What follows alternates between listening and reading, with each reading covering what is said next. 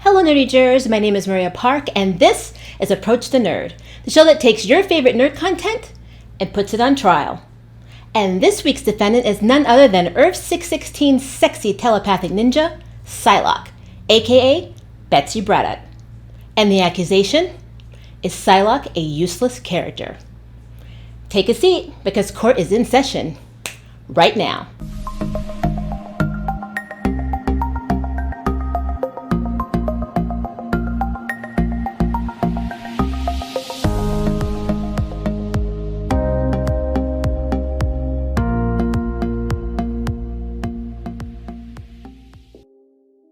Most people only remember Psylocke in her Japanese counterpart Kuantan's body, but actually Betsy Braddock has been around since the late 70s.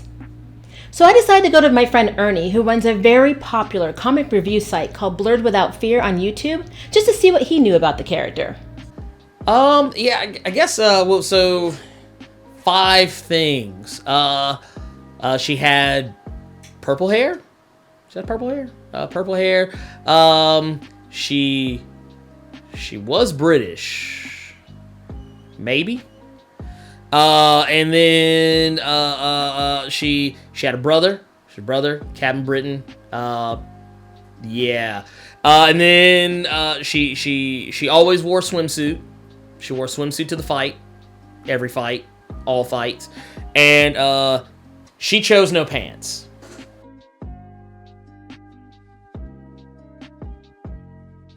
Okay, so on with the top 10. So if we were to focus on Betsy Braddock's original origin story, this video would be extremely long and very hard to explain. So instead we're going to focus on the top 10 reasons why Betsy Braddock aka Psylocke is potentially a useless character. Number 10. Career changes. When we first meet Betsy Braddock in Captain Britain issue 8, she is a highly trained and skilled charter pilot. And to further increase her popularity among comic fans, she's made into the #1 supermodel in the UK. So when coming from money, being a very skilled charter pilot, and Britain's most recognizable and famous supermodel did not pan out for her, Betsy next joined Strike in their side division, which is the UK equivalent of S.H.I.E.L.D. And when that didn't work, she donned her brother's costume while he went off to college and became the new Captain Britain, or as she liked to be referred to as Lady Britain. Number 9. From blonde to purple. Next on the quest to make Betsy more interesting and more of a fan favorite, Chris Claremont, Psylocke's creator, came up with the wild idea to take her hair from blonde to purple, with the reasoning that as a supermodel, she would stand out more. This would later prove to be very true, as Psylocke is very well known for her purple hair. It's kind of her trademark. So technically, I guess it did work, but it did nothing to increase her comic book popularity. Number 8. Betsy is always a victim. Something that also doesn't help Psylocke increase popularity is her ability to always be kidnapped and brainwashed. It seemed to happen on a monthly basis in every comic form she's been in, starting with Marvel UK and Dr. Sin. She's been victimized so many times that even Betsy herself starts vocalizing how weak she is and how she doesn't wish to continue to be a victim. Number 7. Betsy's constant body alterations. Another regular occurrence, oddly enough, for Betsy Braddock is her constant body alterations, be it cybernetic eyes used to spy on her teammates, and of course being brainwashed to be on a Galaxy TV show. Being altered to look Japanese so she can become Lady Mandarin and then programmed to kill her teammates, or literally having her mind and body swapped with a Japanese assassin named Kuantan. Number 6. Betsy prefers to be Kuantan. You would think that Betsy would have a little bit of an identity crisis. But the weird thing about this storyline is that Betsy seems to prefer to be in Kuantan's body, even going so far as to referencing her eating disorder completely disappearing when she became Kuantan, because Kuantan's body is perfect and doesn't need to starve itself. This gives us a very grim look at how Betsy sees herself. Not attractive, not powerful, and from her point of view, not the perfect woman that she believes Kuantan to be. And legacy virus aside, I'm beginning to think that Betsy's happy with the swap. and that maybe she got the better deal. Number 5. Betsy has a very hard time keeping any of her relationships going. They actually end badly. Not only does Betsy lose Warren Worthington III, which most people say is the love of her life, she also has relationships that don't really go anywhere with Beast, Neil, Phantom X, and Cluster, to name a few. Number 4. Betsy is not a fan of committed relationships. So not long after the initial body swap with Kuantan, Betsy sets her sights on the one man she really should never have looked at, Cyclops, aka Scott Summers. Betsy was so obsessed with Scott she used her powers to get him to think about her. This would also lead to a lot of tension between Betsy and Jean Grey, mostly because Betsy was trying to steal her man.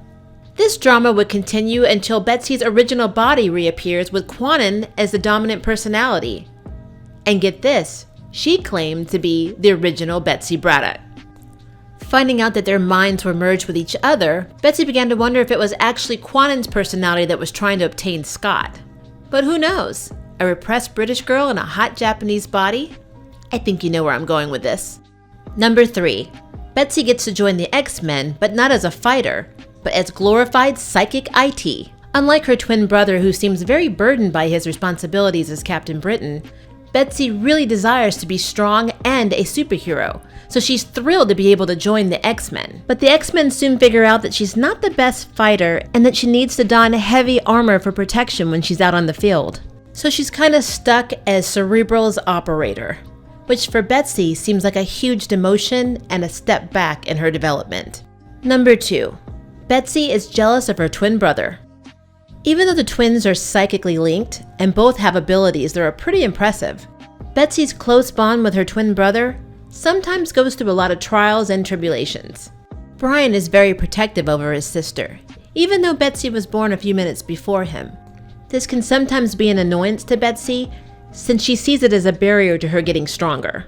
And having a father who is a famous warrior from another dimension, an older psychotic brother with reality-bending powers, as well as living in the shadow of your twin brother who just happens to be Captain Britain, doesn't really help with the inferiority complex. Honestly, Betsy's probably jealous of her entire family.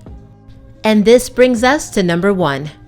The source of Betsy's power is trauma. Betsy always had precog abilities that she would use sparingly, but without control.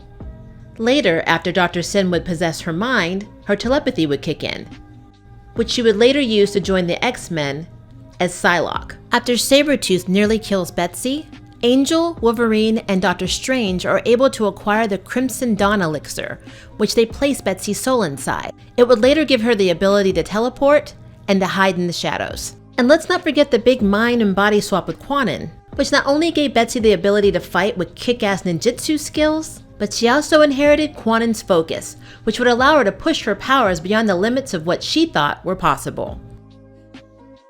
And there you have it, the top 10 reasons why Betsy Braddock, aka Psylocke, is potentially a useless character.